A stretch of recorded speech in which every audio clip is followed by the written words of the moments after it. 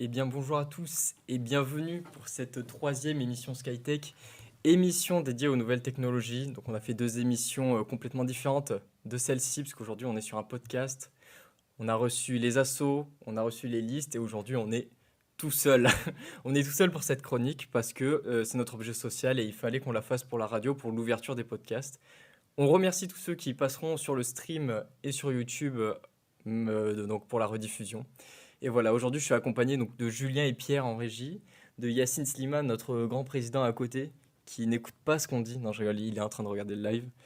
Et on va sans plus tarder commencer. Vous avez des slides normalement qui accompagnent cette incroyable, j'ai envie de dire, cet incroyable podcast.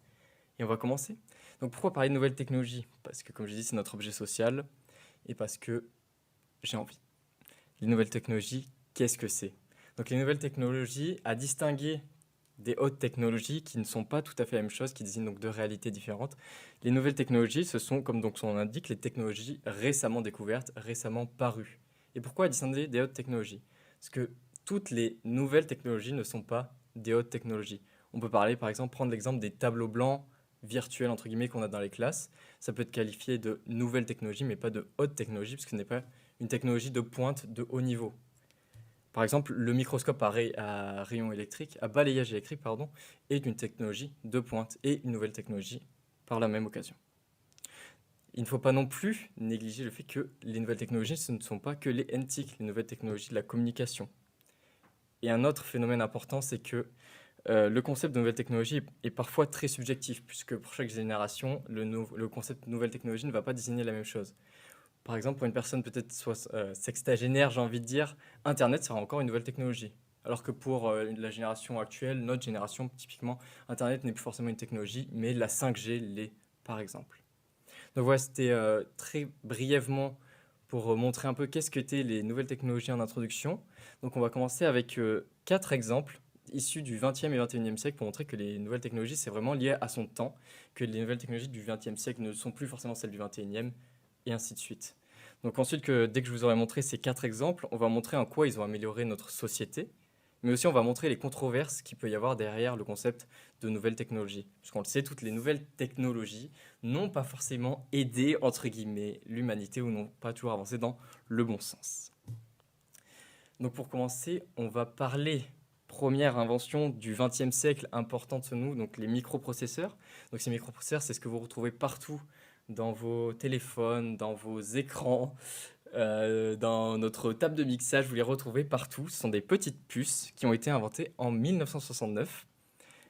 J'attends un tout petit peu, parce que je ne vois que vous n'avez pas encore la slide. C'est pas grave, ça va marcher.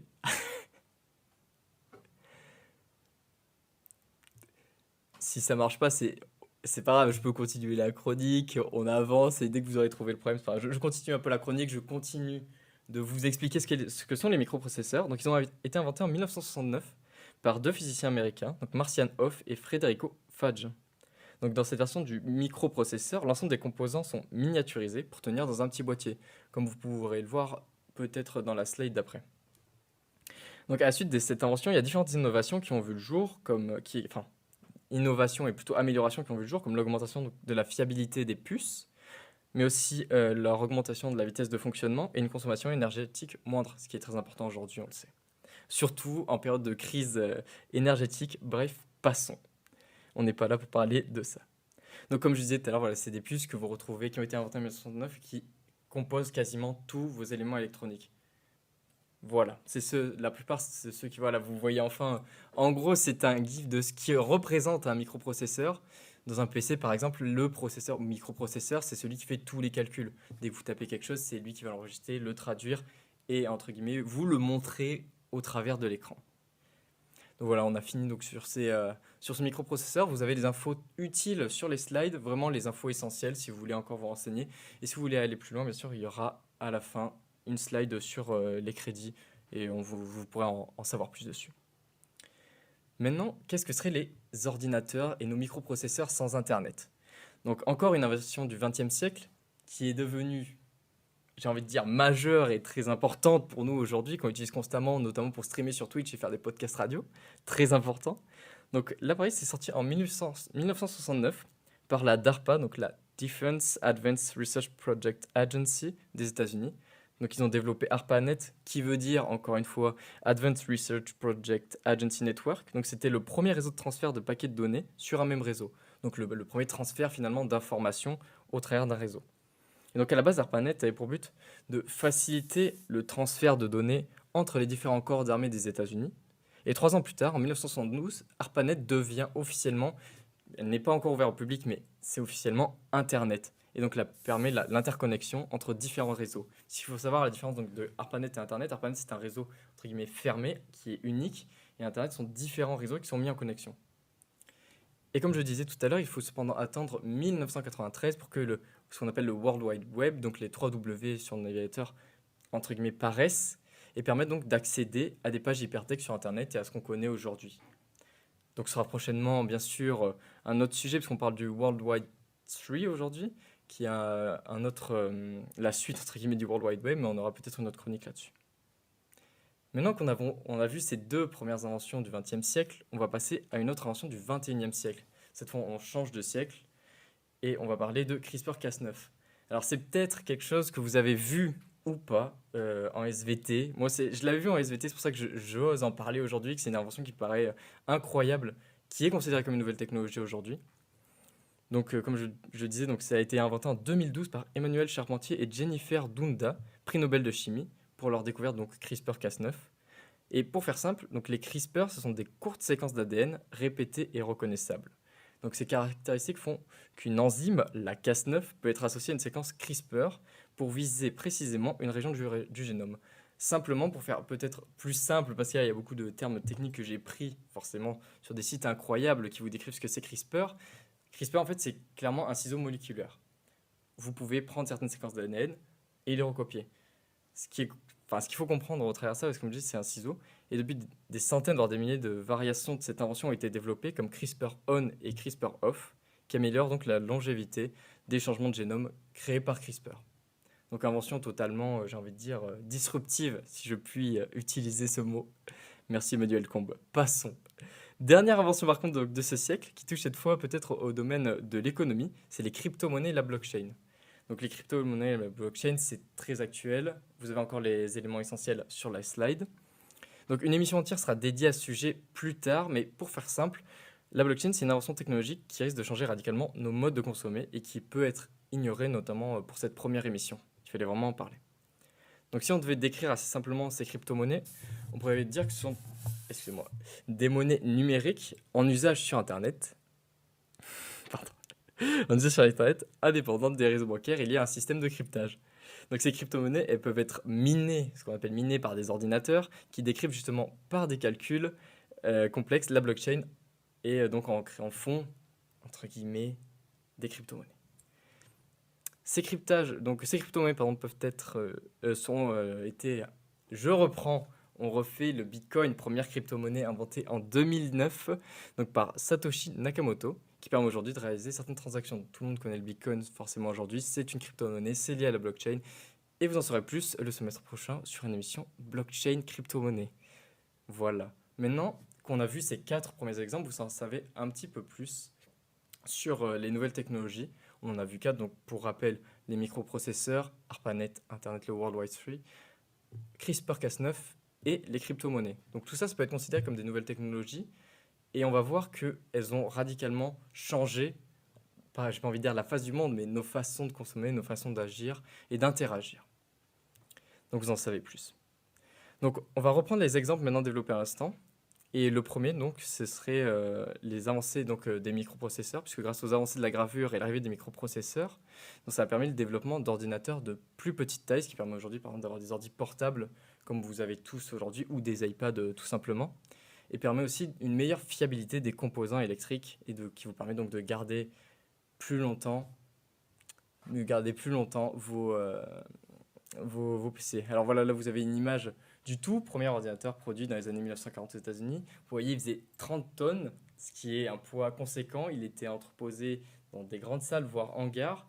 Et ce qui est important de comprendre aujourd'hui, c'est qu'on est passé de 30 tonnes à environ 2-3 kilos aujourd'hui sur les ordinateurs, grâce notamment à l'invention des microprocesseurs, qui ont permis, comme je l'ai dit tout à l'heure, de réduire donc, la taille des composants avec une gravure plus faible, plus petite, et d'avoir aujourd'hui tout ce qu'on a, par exemple, sur cette image et plus dans un plus petit ordinateur. Tout simplement. Et donc on peut imaginer un monde sans cette découverte, on sera encore au papier, au papier dans nos cours. On aurait en architecture pas de modèle 3D, pas de formation 3D permise par Pierre Astier, qui est incroyable, je vous conseille de la suivre sur YouTube. Bref, on n'aurait pas pu avoir toutes ces inventions et toute, entre guillemets, cette technologie en plus. Les seuls ordinateurs dont on entendrait parler feraient donc plusieurs mètres carrés et serviraient dans des domaines très précis comme le spatial par exemple. Et inutile de dire que sans Internet, l'utilisation de ces ordinateurs ne serait pas permise. Non? Je rigole, on me fait signe. Donc, passons encore à une autre chose, puisqu'on on a parlé des microprocesseurs, on a parlé des ordinateurs, on a parlé de comment ça nous a permis d'avancer. Maintenant, on va parler d'Internet. Donc, comme je l'ai dit, à l'origine, c'était le partage d'informations entre des armées. Ça a été ensuite avec Internet, le passage d'ARPANET à Internet, ça a permis de faciliter le partage de recherches scientifiques entre des chercheurs au sein d'un même pays.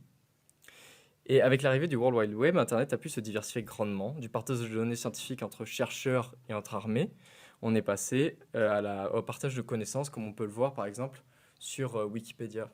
Sur Wikipédia, là, c'est un partage entre utilisateurs et donc ce n'est plus un partage entre guillemets uniquement entre scientifiques, entre armées. C'est vraiment ouvert. Internet, c'est vraiment ouvert à un public beaucoup plus large. Et aujourd'hui, avec la fibre, etc., vous y avez tous accès, on voit tous le potentiel que ça a et forcément, c'était une invention majeure. Donc certains secteurs ont profité d'Internet pour développer leur activité. Les bourses se sont informatisées, l'éducation continue de l'utiliser, de le développer. On peut par exemple parler, on le connaît tous, le distanciel qui n'aurait pas été permis sans Internet. La plateforme YEP, incroyable plateforme de schema qui regroupe notre emploi du temps, on n'y a pas eu accès. On sera encore au format papier. Beaucoup de choses en fait ont été... le papier a vraiment été remplacé par tout ce qui est ordinateur, Internet, etc. Ce qui n'est pas plus mal, mais ça engendre d'autres problèmes. On les verra tout à l'heure. Et bien sûr, et c'est inutile de le dire, mais certains hommes et femmes ont aussi profité d'Internet pour monter des business un peu différents, innovateurs, et on va parler forcément, enfin, on va juste aborder vite fait Amazon, puisque Amazon se base sur Internet pour fonctionner, c'est de la livraison en ligne, tout le monde connaît, je n'expliquerai pas. Le slide est incroyable d'ailleurs. Et voilà, Internet aura permis à certaines personnes de vraiment créer des business beaucoup plus profitables, beaucoup plus, entre guillemets, ouverts au monde. Et c'est pour ça aujourd'hui que peut-être on est dans un capitalisme incroyablement puissant. Bref, pas de critique, on n'est pas là pour ça. Ne rigole pas. Donc voilà, pareil, blog, réseaux sociaux, plateformes de vente en ligne, plateformes de streaming et plateformes de trading en ligne sont autant d'innovations permises par Internet. Maintenant, on peut sortir enfin du thème de l'informatique. Peut-être que vous en avez marre et vous voulez parler d'autre chose, mais on va revenir toujours à notre exemple d'avant, qui est CRISPR-Cas9. Donc, comme je disais, CRISPR-Cas9, le ciseau moléculaire, donc permet de modifier l'ADN de n'importe quel organisme avec une précision inégalée. Aussi, donc, il a rendu possible en 2018 la première transplantation d'organes interespèces sur un babouin, modifiant ainsi l'ADN de son cœur. Malheureusement, bon, le babouin a mouru 6 mois plus tard, mais cette première expérience permise par CRISPR est une avancée donc, majeure en médecine dans un contexte de pénurie de dons, comme on connaît. Pénurie de dons d'organes, je précise. Donc, j'ai pris un exemple, en 2020, il y avait encore 24 000 Français qui étaient en liste d'attente pour une greffe d'organes.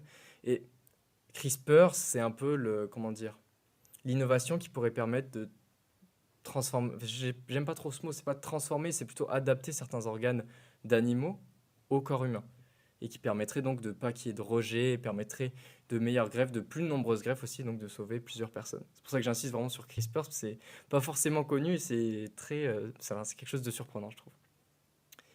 Donc Méautre a après son action sur les hommes CRISPR-Cas9 par sa capacité à cibler sur une séquence particulière dans l'ADN a permis d'injecter des lymphocytes T génétiquement modifiés chez un patient atteint d'un cancer du poumon, afin que ces derniers donc reconnaissent et attaquent les cellules tumorales. Pareil, là encore, on voit l'application à la médecine de CRISPR qui permet donc de toujours plus sauver plus de gens avec cette nouvelle technologie de ciseaux moléculaires. Mais d'une manière plus controversée, il faut parler un peu des controverses, surtout de CRISPR. Il a aussi été utilisé sur des humains pour essayer de guérir des maladies génétiques avec plus ou moins de succès. C'est pas ça la controverse, je me suis trompé, pardon. la controverse, c'est la Chine qui a utilisé ce ciseau moléculaire pour fusionner deux espèces qui étaient un singe et un cochon qui ont survécu absolument 2 jours. C'est vous verrez, j'ai un article à vous proposer là-dessus. Vous allez voir, c'est particulier. Normalement, c'est interdit sur l'homme, du coup, ils essaient sur des humains. Bref, on n'est pas trop sûr de ce qui se passe. Mais voilà, sachez qu'il y a des controverses autour de CRISPR. Il permet notamment, donc, comme je disais, de guérir, mais aussi de faire comment dire, de l'eugénisme peut-être, on peut imaginer, avec la sélection d'ADN, etc. Donc cette transition me permet de passer à la dernière et troisième partie, qui est plutôt dédiée, oui, c'était CRISPR, c'était juste une petite animation de CRISPR. Donc on va passer à la robotique. Alors là, vous avez une vidéo de Boston Dynamics. Alors pourquoi on va parler des robots aujourd'hui? Parce que c'est une invention qui est superbe, notamment au niveau des exosquelettes, mais qui peut aussi faire peur. Faire peur, pourquoi? Parce qu'on voit que les robots deviennent de plus en plus autonomes, notamment là, on voit des déplacements permis par Boston Dynamics. Ça a l'air de rien comme ça, pourtant c'est un travail d'années, ça fait longtemps que je suis le projet. Le robot savait à peine marcher au départ. Là, regardez tout ce qu'il peut faire. Il peut courir, s'adapter à tout type de terrain qui sont relativement plats, on va pas se mentir quand même, mais ils peuvent sauter, etc. Je ferai la transition ensuite avec la seconde vidéo parce que là, on comprend peut-être pas vraiment où je veux en venir, mais ce qui est impressionnant, c'est la façon dont se déplacent ces robots. Il faut savoir qu'ils utilisent le deep learning, donc c'est une IA bien sûr, enfin ils utilisent une IA deep learning qui permet donc d'apprendre tous ces mouvements et on peut passer à la seconde vidéo et avancer un petit peu parce que j'aimerais plutôt aller vers les trois quarts de la vidéo où on voit c'est pareil encore un robot. Tu peux descendre un peu. Donc là c'est le robot qui s'appelle excusez-moi qui s'appelle Fedor. Donc c'est un robot russe. Voilà par ici environ. C'est un robot russe, donc pareil, un peu comme ceux d'avant, qui sait se déplacer seul, qui sait manier des outils, qui est utilisé beaucoup donc là on l'utilise pour la construction, le déplacement, etc. Mais vous allez voir dans la suite de la vidéo, il y a une controverse assez importante liée à ces robots et qui est liée à l'utilisation d'armes et l'utilisation donc des robots tueurs.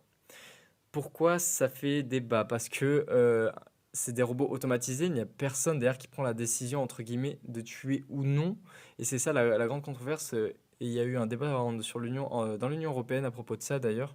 Pareil, vous aurez un article pour en parler. Et vous voyez, il peut absolument tirer tout seul de manière très précise.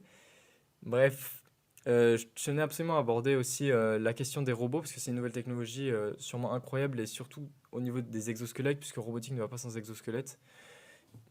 Et voilà, je voulais montrer juste la controverse qu'il pouvait y avoir autour de ça.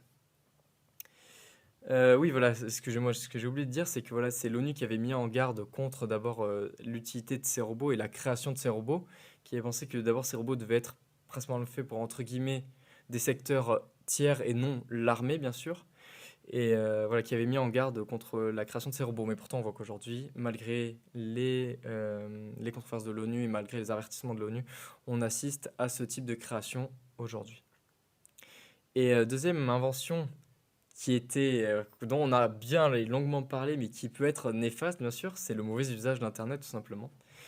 Et pour parler de ça, on va juste aborder rapidement le scandale de Cambridge Analytica, donc, lors duquel Facebook a leaké donc, les données personnelles de 87 millions d'utilisateurs, ce qui est quand même monumental, sachant que aujourd'hui, avec les politiques RGPD, même si elle n'était pas encore en place, il me semble, à cette époque-là, on est censé être protégé sur Internet, on est censé être protégé de nos données. Il ne faut pas partir de ce principe, je pense, mais on est censé, grâce aux conditions générales d'utilisation, grâce aux cookies, grâce à tout ce que vous refusez normalement, vos données sont censées être protégées. Vous avez un droit aussi à l'oubli que vous pouvez demander, qui est très long à avoir, mais qui peut être utile et qui peut être utilisé surtout.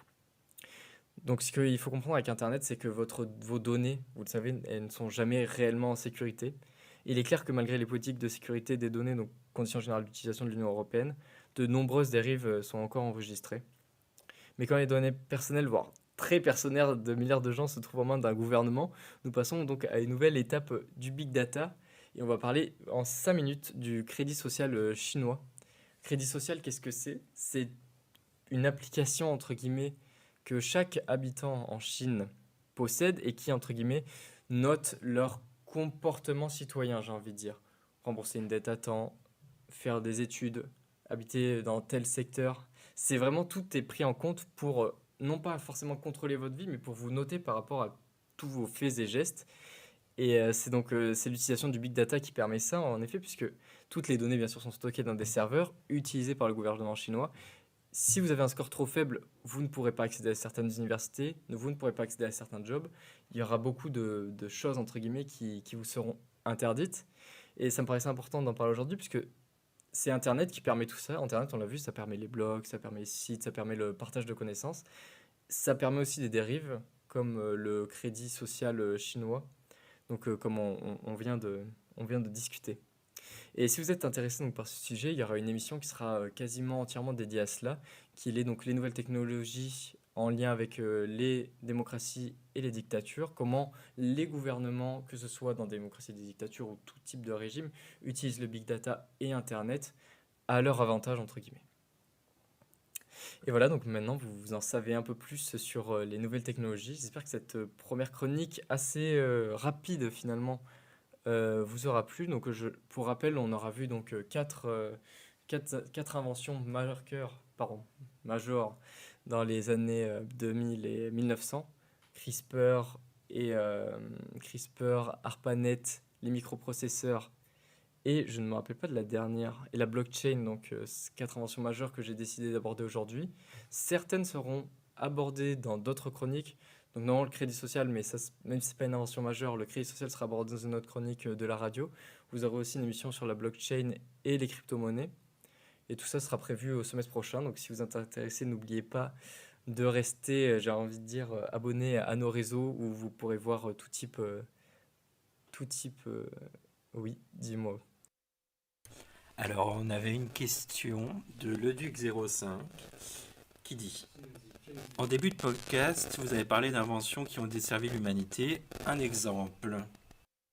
Ah ben, des inventions qui ont desservi l'humanité, ça peut être tout simplement... Enfin, elle n'a pas entièrement desservi l'humanité, on peut pas parler de ça, mais la fission nucléaire, pardon. Fission ou fusion, je ne me rappelle plus d'ailleurs, puisqu'on permet aujourd'hui de créer des centrales atomiques absolument incroyables, enfin qui nous permettent donc de produire de l'électricité, qui a énormément servi en France, puisqu'on le voit, je crois que c'est plus de 60% de notre électricité en France est due à des centrales nucléaires, mais elle a permis aussi, par exemple, la bombe atomique, qui est une arme de destruction massive. Il y a eu des traités dessus qui permettent, entre guillemets, de limiter leur utilisation, même de ne pas l'utiliser du tout, ce serait parfait. Mais on voit, voilà, comme un peu le crédit social chinois qui utilise Internet, il y a des inventions qui ont autant servi que desservi l'humanité. Et si je pouvais répondre voilà, donc à cette question, typiquement, ce serait la fission ou la fusion nucléaire qui serait controversée. Donc, est-ce qu'on avait autre chose d'intéressant à dire? Non. Et bien sur ce, à part si vous avez encore des questions dans le chat où vous pouvez totalement les poser, je peux vous inviter sinon à vous abonner sur tous nos réseaux, que ce soit Twitch, YouTube, Instagram, Facebook, puisqu'on a une page Facebook aussi, on a tout en fait à Skytech. Je peux vous inviter aussi à vous abonner pour les prochaines chroniques qui arriveront donc dans 2 semaines. Le thème est à définir, vous le verrez, ce sera toujours une chronique incroyable ou peut-être ce sera une autre émission d'ailleurs puisque nous devons faire, je tease aussi, un atelier montage PC en live sur Skytech pour vous montrer un peu, entre guillemets, comment fonctionne chaque partie d'un ordinateur et aussi comment ça se monte. Puisque là, on va recevoir une tour, c'est pas forcément un PC portable, ça se monte et ça sera peut-être intéressant pour ceux qui veulent découvrir un peu plus d'informatique ou découvrir un petit peu donc l'univers PC, comment monter un ordi et comment, voilà, à quoi servent entre guillemets chaque processus, sur chaque pardon, composant de l'ordinateur. Ça pourra aussi vous servir si vous choisissez un futur PC, on ne sait jamais. Voilà. Eh bien, merci à tous en tout cas de... Non? J'ai cru qu'il y avait encore une question, mais merci à tous en tout cas de nous avoir suivis pour cette première chronique. On est ravis de vous avoir sensibilisé aux nouvelles technologies. On vous dit à la prochaine au local ou sur Twitch. Voilà.